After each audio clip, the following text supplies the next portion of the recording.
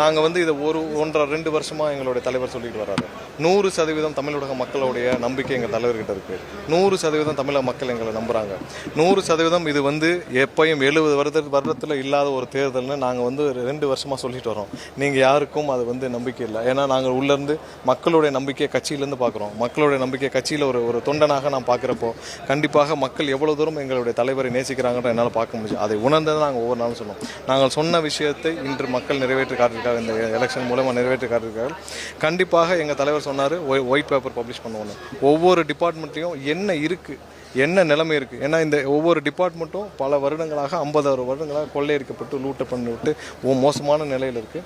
அந்த நிலைமையை ஒரு ஆடிட் பண்ணி அது என்ன சுச்சுவேஷனில் இருக்குது, என்ன செய்யணும், என்ன செய்யக்கூடாது, எதில் ஃபோக்கஸ் பண்ணணும், எதில் ப்ரையாரிட்டைஸ் பண்ணணும், எதெல்லாம் நம்ம வந்து முன்னெடுக்கணும் அப்படின்னு சொல்லி கம்ப்ளீட்டாக ஒரு ஆடிட் பண்ணி ஒரு ஒயிட் பேப்பர் பப்ளிஷ் பண்ணி தமிழக மக்கள் அனைவரும் ஒவ்வொரு துறையும் என்ன நிலைமையில் இருக்குன்னு தெரிஞ்சுக்கணும்.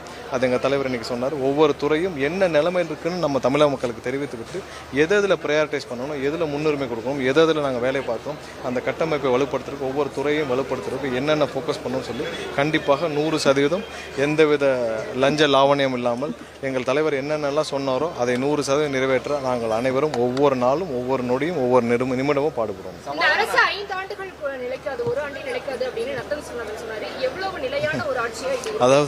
அதாவது கோடிக்கணக்கான மக்கள் இன்று வாக்களித்து தேர்ந்தெடுத்திருக்காங்க.